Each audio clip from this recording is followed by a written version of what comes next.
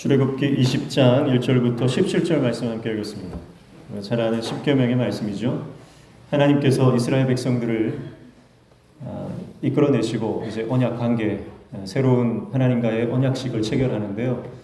그것은 하나님의 법이 주어지므로 그 법을 매개로 하나님과 또 하나님의 백성들이 언약의 관계를 맺는 것을 볼 수 있습니다. 지난주에 살펴봤던 것처럼 하나님께서는 위엄과 권위 가운데 아주 백성들이 두렵고 떨리는 그런 마음으로 이 하나님의 말씀을 받기를 원하셨습니다.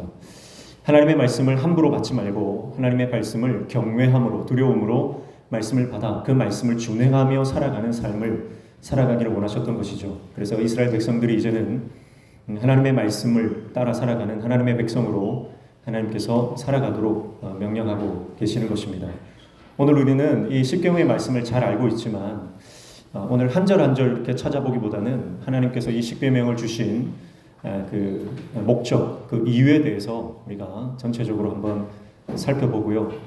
강론에 대해서는 우리가 또 다음 기회에 한번 살펴보면 좋겠습니다. 먼저 1절 말씀해 보시면 하나님이 이 모든 말씀으로 말씀하여 이르시되 그렇게 말씀하죠. 본문에는 십계명이라고 하는 그런 단어는 등장하지를 않습니다. 이 십계명이라고 하는 것은 나중에 이후에 이 클레멘트라고 하는 분이 지칭을 한 거예요. 그래서 원래는 이것이 십계명이 아니라 그냥 하나님의 법들입니다. 하나님의 명령, 하나님의 법, 하나님의 말씀, 그것이 10가지이기 때문에 거기에 십계명이라고 하는 이름을 붙이게 된 것이죠. 하나님께서 이 십계명을 주신 이유는 세 가지 의미로 오늘 살펴보기를 원하는데요. 첫 번째 의미는 하나님께서 우리에게 새로운 신분을 부여하신다라고 하는 것입니다. 새로운 정체성을 부여하심입니다. 2절 말씀해 보시면 나는 너를 애굽 땅 종되었던 집에서 인도하여 낸 내 하나님 여호와니라 이렇게 말씀하고 있어요. 여기 보면 종되었던 집, 애굽 땅 종되었던 집이라고 되어 있습니다. 여기에서 애굽 땅 종되었던 집이라고 하는 것은 애굽에서의 그들의 신분을 말해주죠. 그들은 애굽 땅에서 종이었습니다. 그리고 종되었던 집이라고 하는 것, 그것은 그들의 삶의 공간, 그들의 삶의 형편을 말해주는 거죠. 그러니까 그들의 삶을 한마디로 표현하면 고통이었다는 거예요.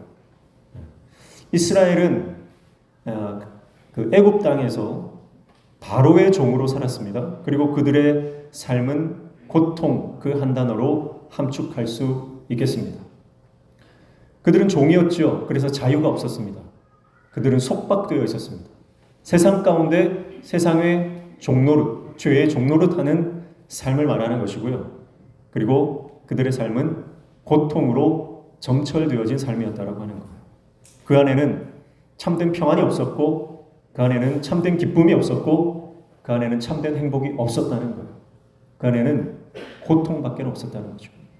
하나님이 없는 인생은 그와 같습니다. 예수 그리스도가 없는 인생은 세상적으로 아무리 많은 것을 누린다 하더라도 결국은 죄의 종이요 그리고 고통 가운데 살아간다는 거죠. 그 어떤 참된 행복과 참된 기쁨과 참된 평강을 누리지 못한 채 고통스러운 삶을 살아갈 수밖에 없는 것이 인간의 실존입니다. 그러나 하나님은 이스라엘 백성들을 그 종된 자리에 가만히 놓아두시지 않고요. 그들의 고통을 묵과하지 않으시고 그들 가운데 새로운 정체성을 부여해 주시고 새로운 은혜를 허락해 주신 것입니다. 그래서 하나님께서 이제 계명을 주시는데 하나님의 말씀, 하나님의 법을 주시는데요. 이 법은 이제 너희가 새로운 존재가 되었다라고 하는 것을 가르쳐 주는 거예요. 이 십계명이 단순히 하나님께서 이스라엘 백성들에게 너네 이거 안 지키면 너네 큰일 난다. 너네 이거 안 지키면 나한테 혼난다. 이거 안 지키면 심판이 있다. 그렇게 주시는 법이 아니라는 거예요. 이 법을 주시는 첫 번째 이유는 이스라엘 백성들이 누구인가를 말씀해 주는 거예요. 너희들이 누구인가? 우리의 삶의 참된 정체성이 무엇인가를 말씀을 통해 깨닫게 해주시는 것입니다. 그래서 우리는 하나님 말씀 앞으로 나아갈 때 하나님이 누구신지를 깨닫고 하나님이 누구신지를 깨달은 그 자리에서 우리의 정체성을 새롭게 발견하는 것입니다. 그래서 하나님 말씀이 나를 읽는 거예요. 내가 하나님 말씀을 읽는 게 아닙니다. 하나님의 말씀이 나를 읽고 나를 해석해 주시는 거죠. 그래서 그 안에서 나는 누구인지 어떻게 살아야 하는지 내 인생에 참된 의미와 가치와 목적을 발견하게 된다라고 하는 거예요. 이게 하나님께서 이스라엘 백성들에게 계명을 주신 첫 번째 이유입니다. 이제 그들은 이 말씀을 통해서 더 이상 종이 아니라 자유민이 되었습니다. 그래서 마음껏 하나님을 예배할 수 있는 예배의 자유를 얻었다는 거예요. 여러분, 하나님께서 우리에게 자유를 주시는데 그 자유는요, 내 마음대로 살아라고 하는 것이 아닙니다. 하나님께서 우리를 자유케 하신 것은 하나님을 예배하고 하나님을 찬송하며 하나님을 증거하는 새로운 하나님의 정체성을 부여하십니다라고 하는 거예요. 그래서 이제는 고통에서 해방되어 하나님을 마음껏 예배하는 자유민이 되었다라고 하는 거예요. 이것이 1계명부터 4계명까지 하나님과 우리의 관계 안에서 우리가 어떻게 하나님을 예배할 것인가 라고 하는 주제가 되는 것입니다. 그래서 우리가 보통 10계명을요 1계명부터 4계명까지를 하나님을 향한 계명으로 보고, 그리고 5계명부터 마지막 10계명까지를 이웃에 관한 계명으로 보죠. 그래서 위로 하나님, 옆으로 이웃을 사랑하는 십자가의 삶을 말씀한다, 그렇게 하죠. 그러나 또는 학자들이나 또는 사람에 따라서 1계명부터 3계명까지가 하나님의 계명이라 보는 경우도 있고요. 1계명부터 5계명까지가 이거 하나님에 대한 계명이다. 부모까지가 이것은 하나님에 관한 계명이다라고 이렇게 보는 경우도 있습니다. 그러나 우리가 따르는 이제 칼빈주의, 그리고 요즘에 대부분의 이제 성경 해석하는 것은 1계명부터 4계명까지가 하나님에 관한 계명이다, 이렇게 보는데요. 어쨌든 우리가 하나님께서 주시는 새로운 신분과 정체성을 부여받았다라고 하는 것이 중요하다는 겁니다. 이제 우리는 하나님을 예배하는 예배자로 살아가길 하나님이 원하시는 줄로 믿습니다. 하나님은 우리를 통해 예배받으시기를 원하시고, 더 이상 세상 죄악의 종되어 바로의 종으로, 세상의 종으로 살아가는 것 아니라 죄 가운데 눌려 죄 가운데 고통당하며 살아가는 인생이 아니라 그 모든 죄와 세상으로부터 해방되어 하나님을 예배하는 예배자로 살아가기를 하나님 원하시는 거예요. 그래서 하나님께서 이스라엘 백성들을 거룩한 백성이다 그랬죠. 거룩한 백성. 그리고 그 다음 주시는 신분이 뭡니까? 제사장, 나라다 그랬죠. 그래서 우리가 하나님을 예배하고 하나님을 예배하는 이 예배자의 삶을 이제 나뿐만 아니라 내 옆에 있는 사람들에게까지, 이웃과 열방에게까지 이 하나님을 증거하고 예수 그리스도의 복음을 선포하는 전도자로 삶을 살아가도록 우리에게 새로운 사명과 임무를 부여하셨다라고 하는 것입니다. 이제 이스라엘 백성들은 말씀을 따라 믿음으로 살아가는 믿음의 여정, 믿음의 인생이 시작되어진 지점에 있다라고 하는 것이죠. 오늘 저와 여러분의 인생 가운데도 하나님은 우리의 새로운 사명과 새로운 임무와 또 새로운 신분, 이것을 부여해 주시고 우리가 하나님의 말씀대로 예배자로 살아가며 전도자로 살아가기를 원하시는 줄로 믿습니다. 이게 하나님께서 말씀을 주신 첫 번째 이유예요. 두 번째, 하나님께서 우리에게 말씀을, 이스라엘 백성들에게 말씀을 주신 이유는 뭡니까? 그것은 바로 하나님과 새로운 관계를 맺으시기 원합니다라고 하는 것입니다. 다시 2절 말씀에 보면 나는 너를 애굽 땅 종되었던 집에서 인도하여 낸 내 하나님 여호와니라, 그렇게 말씀하면서 하나님을 나로 지칭하시고 이스라엘 백성을 너로 지칭하십니다. 그런데 이 너는요 단수예요. 이스라엘 백성 전체를 말씀하시면서 이스라엘 백성들을 단수로 너로 표현하고 있습니다. 그리고 나인 하나님은 너의 하나님이다, 그렇게 말씀하시죠. 이게 무슨 말입니까? 하나님은 우리를 한 사람 한 사람으로 보신다는 거예요.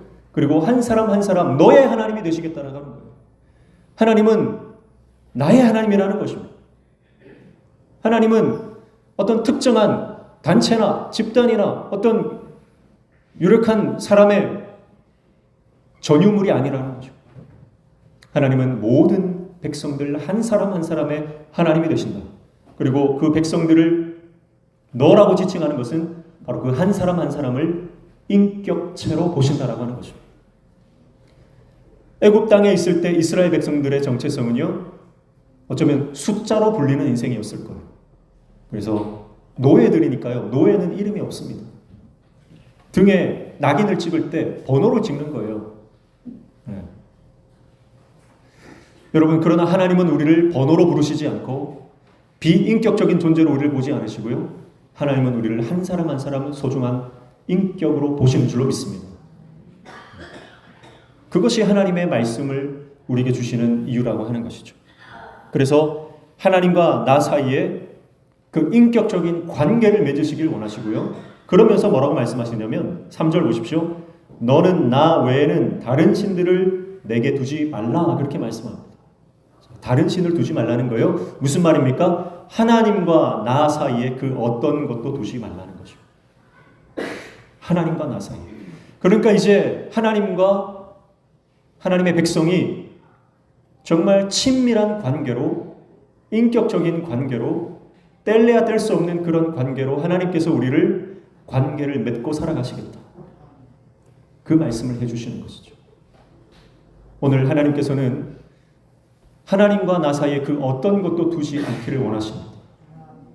하나님과 내 사이에 두는 그 모든 것들이 우상이에요. 그래서 1절에 첫 번째 계명이 나 외에 다른 신을 두지 말라. 그리고 두 번째 계명이 뭡니까? 우상을 만들지 말라. 너를 위해서 우상을 만들지 말라. 그 자기 자신을 위한 우상을 하나님과 나 사이에 두지 말라는 겁니다.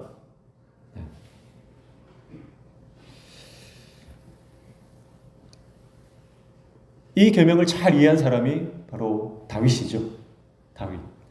다윗은 시편 23편에 이렇게 고백합니다.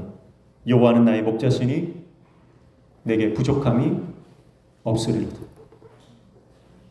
여호와는 나의 목자시니 내게 부족함이 없다. 무슨 말입니까? 하나님과 나 사이에 그 어떤 것도 필요치 않다라고 하는 고백이죠. 그러니까 하나님께서 이스라엘 백성들에게 주신 이 계명, 10계명을 누구보다 잘 이해했던 사람이 바로 다윗이라고 하는 거예요. 너는 나 외에 다른 신을 두지 말라. 그렇습니다, 하나님. 하나님과 나 사이에 그 어떤 것도 필요 없습니다. 하나님, 내 앞에 하나님만 계시면 나는 그것으로 충분합니다. 나에게는 더 이상 부족함이 없습니다. 더 이상 필요한 게 없습니다라고 하는 고백이죠.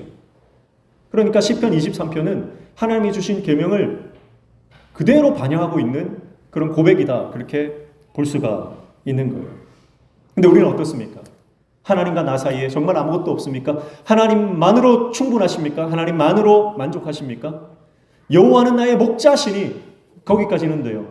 그런데 부족함이 정말 없습니까? 하나님과 나 사이에 여호와는 나의 목자신데 그런데 내 자식은 잘 돼야 되겠습니다. 그렇게 고백하지 않았습니까? 하나님은 나의 목자시지만 내 자식은 인서울해야 되겠습니다. 하나님은 나의 목자시지만 내 남편은 올해 안에 꼭 승진해야겠습니다. 하나님은 나의 목자시지만 올 한 해 나는 꼭 건강을 회복해야 되겠습니다. 하나님과 나 사이에 다른 것들이 들어와 있지 않습니다. 내 상황과 형편이 어떻든지 여호와가 나의 목자이심으로 나는 더 이상 필요한 게 없습니다. 그렇게 고백할 수 있는 저와 여러분 되시기를 축복합니다. 그래서 하나님은 우리와 그 누구보다도 친밀한 관계를 맺기를 원하시는, 정말 신랑이 신부를 사랑하듯이 우리를 그렇게 사랑하시는데요. 이 하나님께서 원하시는 이 관계, 이것을 잘 설명하는 것이 바로 오늘 말씀에 나오는 질투하시는 하나님이다라고 하는 표현이에요. 5절 말씀 보십시오. 그것들에게 절하지 말며, 그것들은 우상이죠. 하나님과 우리 사이에 있는 그 어떤 것들입니다. 그것들에게 절하지 말며 그것들을 섬기지 말라. 나 내 하나님 여호와는 질투하는 하나님인즉 나를 미워하는 자의 죄를 갚되 아버지로부터 아들에게로 3, 4대까지 이르게 하거니와 나를 사랑하고 내 계명을 지키는 자에게는 1000대까지 은혜를 베푸느니라, 그렇게 말씀하고 있어요. 자, 여기서 질투하는 하나님, 이것이 하나님이 우리를 어떻게 생각하시는지를 가장 잘 표현해주는 그런 문구라고 볼 수가 있습니다. 질투하는 하나님, 이게 무슨 뜻일까요? 하나님은 자비가 많으시고 은혜로우시고 하나님은 긍휼의 하나님인데 왜 하나님은 질투를 하실까요? 고린도후서 11장 2절의 말씀에 보면 사도 바울이 이 하나님이 질투하시는 하나님에 대해서 표현을 하는데요. 그 하나님의 질투를 뭐라고 표현하냐면 바로 하나님의 열심이다 이렇게 표현을 해요. 히브리어와 헬라어 차이는 있지만 그것이 같은 동일한 단어를 쓰는 거예요. 그러니까 이 하나님의 질투하시는 하나님이라고 하는 뜻은 하나님의 열심을 말하는 것입니다. 그러면 하나님의 열심이 뭘까요? 하나님의 열심은 세 가지로 우리가 볼 수 있는데요. 첫 번째는 하나님의 열심이란 하나님의 적극적인 사랑을 말합니다. 하나님이 먼저 우리를 사랑하신 그 사랑을 말해요. 우리가 먼저 하나님을 사랑한 게 아니고요. 하나님이 우리를 긍휼히 여기시고 불쌍히 여기셨고 우리를 사랑하셔서 먼저 찾아오셔서 먼저 사랑하신 사랑, 그 사랑이 바로 하나님의 열심이라는 거예요. 두 번째 하나님의 열심은 뭡니까? 바로 나를 위해서 싸우신다는 개념이에요. 나를 위해 싸우시는 하나님. 여러분, 내가 질투가 막 나면 막 싸우고 싶은, 이 전투를 치르고 싶은 그런 각오를 가지게 되지 않습니까? 하나님의 열심이라는 것은 자기 백성을 위해서 싸우시겠다라고 하는 결의입니다. 하나님은 우리를 위해서 싸우시는 분이에요. 하나님은 우리를 지키시는 분이에요. 모든 대적으로부터 대적과 싸우셔서 우리를 지키시고 우리를 보호하시고 끝내 추격하셔서 우리를 건져내시고야만은, 마치 아브라함이 그의 조카 롯이 잡혀갔을 때 끝까지 추격해서 그를 건져내고야만은, 그런 추격하시고 끝까지 쫓아가셔서 구원해내시고야만은, 잃은 양 한 마리를 끝까지 찾아가셔서 산을 넘고 물을 건너 가시밭길을 건너서 그 잃은 양 한 마리를 절벽 가운데 건져내시고야만은 그 목자의 마음, 그것이 바로 우리를 위해서 싸우시는 하나님의 열심이다라고 하는 것이죠. 세 번째 하나님의 열심은 뭡니까? 그것은 바로 나밖에 모른다는 뜻이에요. 하나님은 나밖에 모르시는 분이라는 거예요. 다른 것으로 대체가 불가하다는 거예요. 그 어떤 것으로도 나를 바꿀 수 없다는 겁니다. 마치 부모가 자식을 그 어떤 것과도 바꿀 수 없는 것처럼, 천만금을 준다고 해도 내 자식을 위해서 나는 그 자식을 선택한다라고 하는 그 부모의 절절한 사랑, 그 사랑이 바로 하나님의 열심이라는 거죠. 그 하나님의 열심이, 나밖에 모르시는 그 하나님의 사랑이 오늘 이스라엘 백성을 향해 있다는 것. 그것이 바로 질투하시는 하나님의 의미입니다. 하나님은 그렇게 우리를 사랑하신다는 거예요. 그 관계 안으로 들어오라는 거예요. 오늘 하나님의 그 사랑을 우리가 인격적으로 수용하시기를 축복합니다. 그 사랑이 깨달아지시기를 축복합니다. 그 사랑이 깨달아져야 우리는 진정한 신앙의 새 출발을 할 수 있습니다. 십계명을 받을 때에 이스라엘 백성들이 이제 진정한 출애굽의 여정이, 광야의 여정이 시작되는데요. 이 말씀이 깨달아지지 않으면, 이 하나님의 절절한 사랑이 우리 가운데 감동이 되어지지 않으면 우리는 교회를 다녀도 신앙생활을 하는 것은 아니다라고 말할 수 있습니다. 이 질투하시는 하나님이 우리를 어떻게 사랑하시는지에 대한 표현이라면, 그러면 우리는 어떻게 하나님 앞에 반응해야 하는가를 보여주는 것이 바로 7절입니다. 7절 보시죠. 네 번째 계명이죠. 시작. 너는 내 하나님 여호와의 이름을 망령되게 부르지 말라. 여호와는 그의 이름을 망령되게 부르는 자를 죄 없다 하지 아니하리라. 하나님은 우리를 질투하십니다. 하나님의 열심으로 우리를 사랑하십니다. 그러나 그런 하나님의 사랑을 받은 우리는 하나님을 어떻게 해야 되나요? 하나님의 이름을 망령되이 부르지 않는다라고 하는 거죠. 하나님의 이름을 망령되이 부르지 않는다라고 하는 것, 이 망령된다라고 하는 것은 헛되다라는 뜻이에요. 헛되다. 그러니까 하나님의 이름을 헛되이 부르지 않는다라고 하는 뜻이에요. 하나님의 이름을 헛되이 부르지 않는다. 무슨 말입니까? 하나님 안에 온전히 들어가서 그분과의 인격적인 관계 안으로 들어간다는 거죠. 하나님을 헛되이, 하나님을 우상화하지 않는다라고 하는 뜻이에요. 내가 기도하면 하나님은 내 기도에 응답해 주시는 어떤 자판기 같은, 램프의 요정 같은 그런 비인격적인 주술적인 의미의 하나님이 아니라, 하나님은 내 삶의 모든 것 되시는, 나와 함께 하시는, 나의 아버지 되시는, 나의 목자 되시는, 나의 반석 되시는, 나의 모든 것 되시는 그 인격적인 하나님과의 관계 안으로 들어가서 하나님의 이름을 부른다라고 하는 거예요. 여러분, 우리는 하나님의 이름을 부를 때 얼마나 자기중심적으로 부르는지 모릅니다.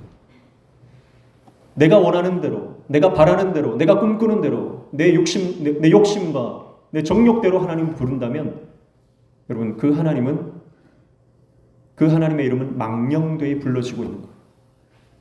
여러분, 우리 인생 가운데 하나님의 이름을 헛되이 부르지 않기를 축복합니다. 그래서 유대인들은요, 이 말씀 때문에 하나님의 이름, 야훼, 여호와라고 하는 이 이름을요, 부르는 것을 꺼려합니다. 문자 그대로 보기 때문에. 그래서 성경을 필사할 때도요, 여호와라고 하는 신성 사문자, 이 야훼라는 이름이 나오면 그들은 그 말씀 앞에서 목욕 제결을 하는 거예요. 그리고 그 말씀을 발음을 하지 않습니다. 여호와의 이름을 망령되이 부르지 말라고 해서요, 함부로 불렀다가 하나님께서 진노하실까봐 그들은 그 이름을 부르질 않아요. 그래서 아도나이라고 하는, 주님이라고 하는 단어로 대체해서 부릅니다.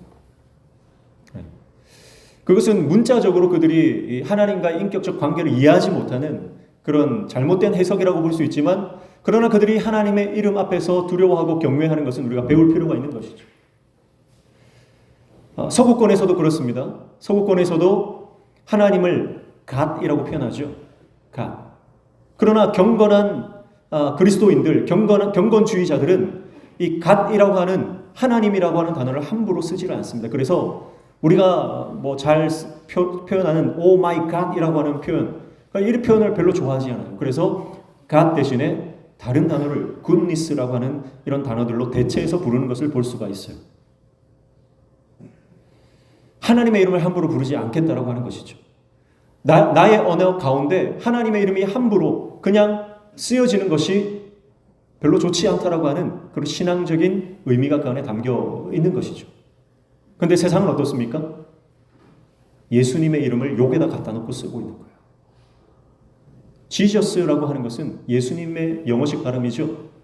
그런데 서양 사람들, 믿음이 없는 사람들은 이 지저스를 욕으로 쓰는 거예요.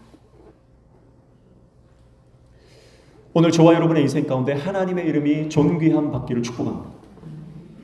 오늘 저와 여러분의 인생 가운데 하나님의 영광이 드러나시기를 축복합니다.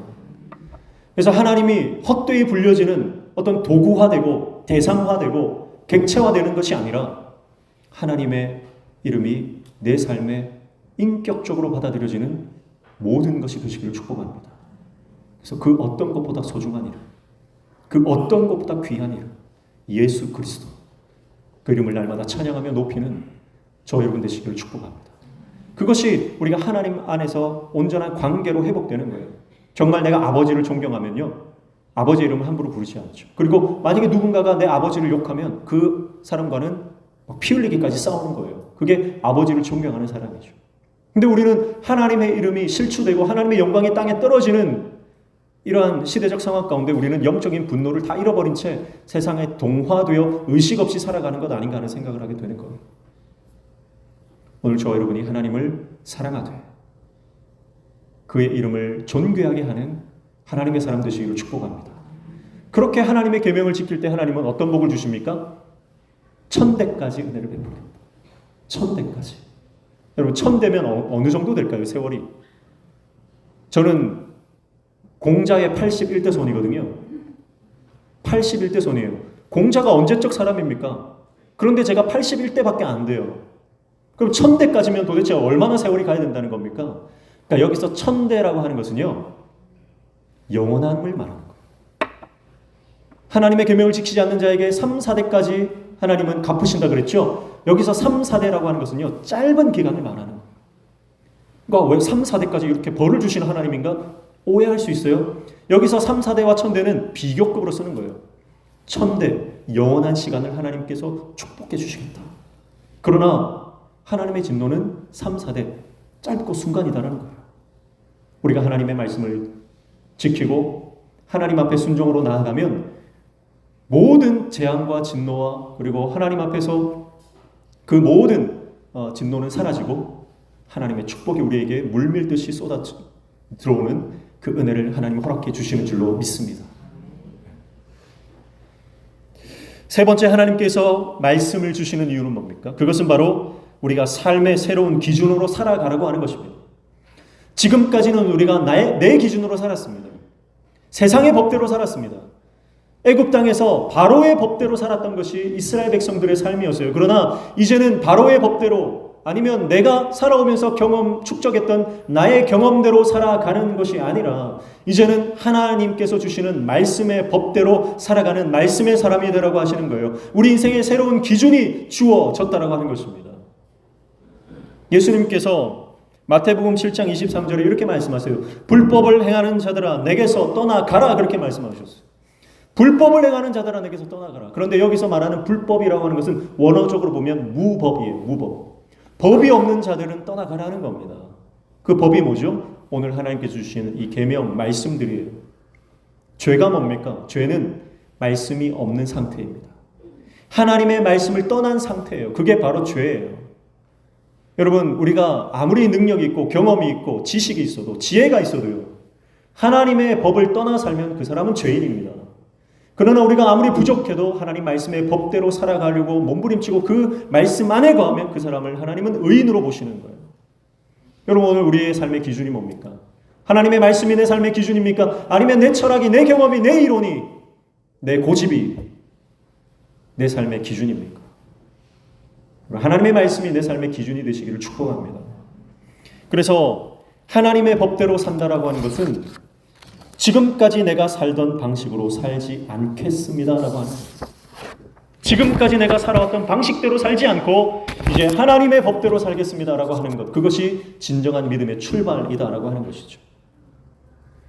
주일날 교회 와서 말씀 들을 때는 아멘, 말씀 들을 때만 아멘하고 교회 밖을 나가서 세상의 삶 속에서는 하나님과 상관없는 삶을 사는 것이 아니라 하나님의 말씀을 들었다면, 아멘했다면 그 말씀대로 순종하며 살아가는 것, 그것이 바로 하나님의 백성의 삶이다라고 하는 것이죠. 성경 보면 수가성 여인은 기구한 인생을 살았던 여인입니다. 그러나 그는 예수님을 만났죠.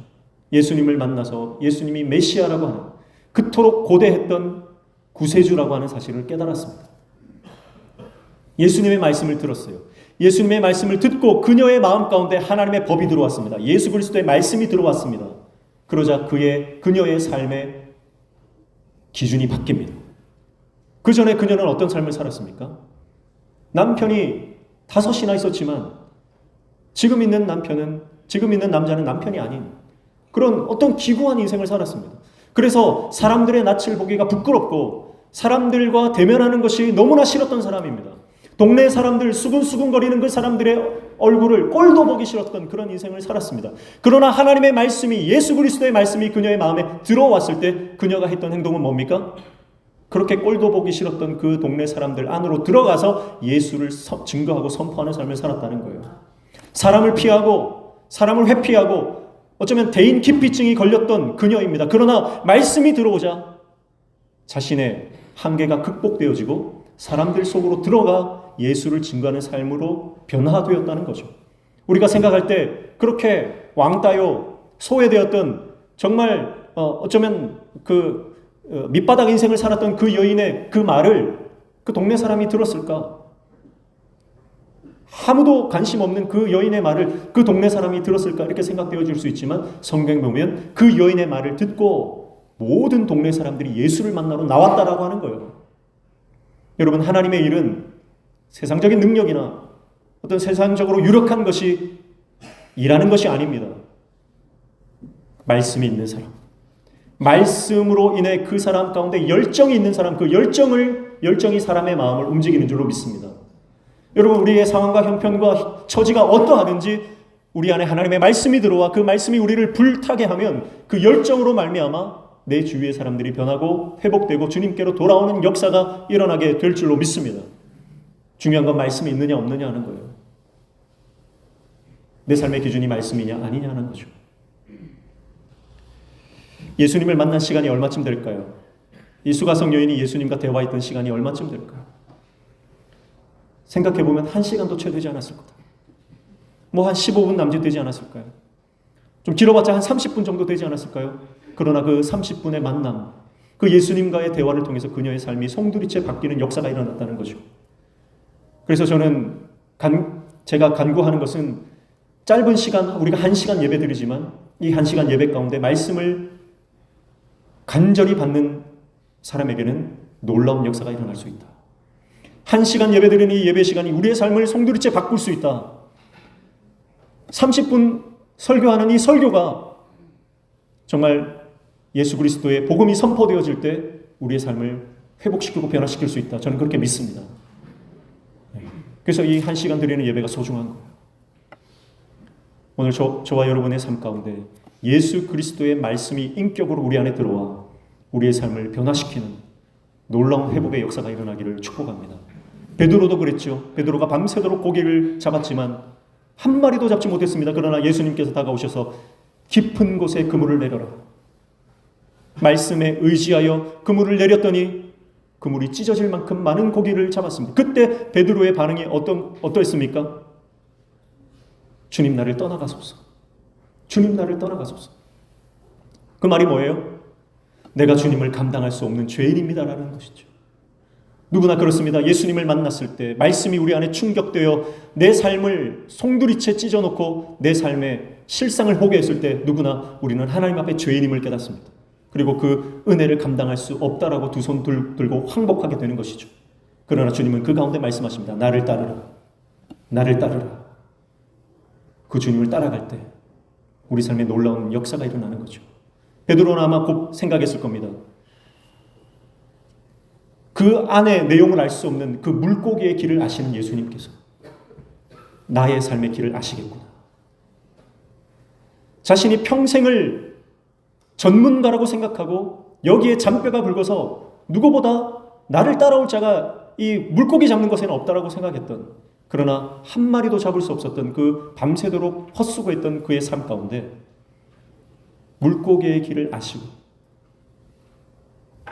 보이지 않는 그 수면 아래의 상황들을 아시는 주님은 내 삶의 길도 아시겠구나.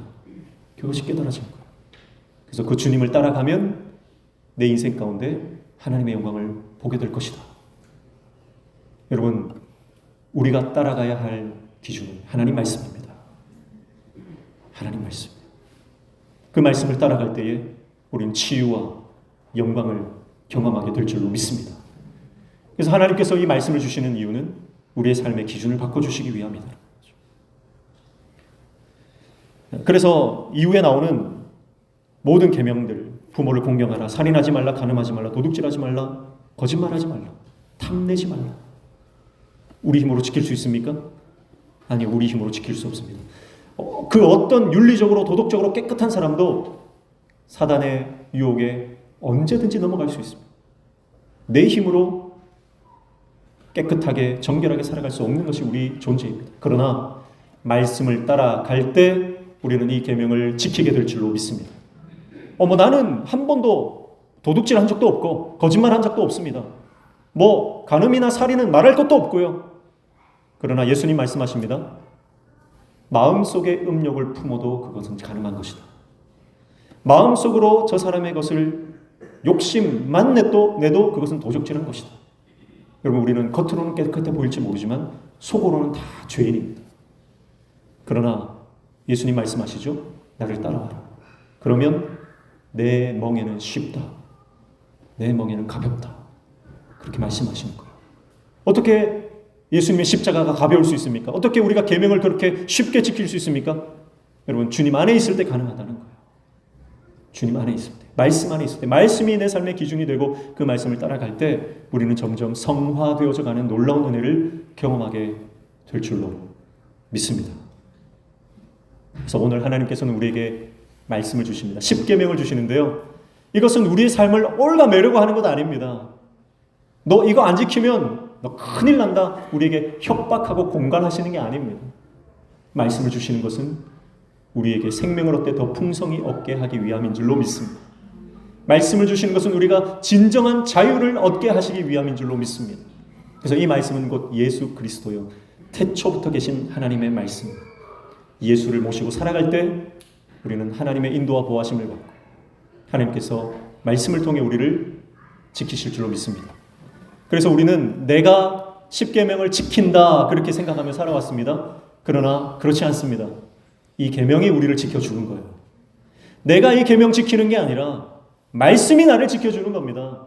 내가 이 말씀 읽는 것이 아니고 내가 말씀 앞에 섰을 때 이 말씀이 나를 해석해 주시는 거예요. 그 은혜를 누리시기를 축복합니다. 그래서 신앙의 주체, 우리가 하나님을 믿는 것은 모든 주체가 하나님이에요. 내가 하나님 믿는 게 아니고요. 하나님이 나를 불러주신 거죠.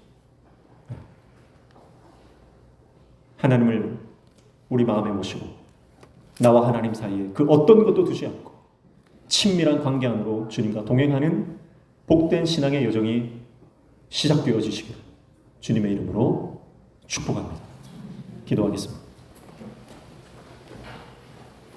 우리에게 말씀을 주시는 하나님, 말씀을 통해서 우리의 새로운 신분을 허락하시고 하나님과의 친밀한 관계 안으로 우리를 초대하시며 새로운 삶의 기준을 허락해 주셔서 그 말씀이 나를 지키고 인도하며 내 삶을 이끌어 가시는 그 놀라운 축복을 주시는 그 깨달음이 오늘 우리 모든 성도들 안에 일어나게 하여 주셔서 말씀과 동행하는 놀라운 행복과 축복과 영광스러운 여정을 살아가는 우리 모습 되게 주님 인도하여 주시옵소서.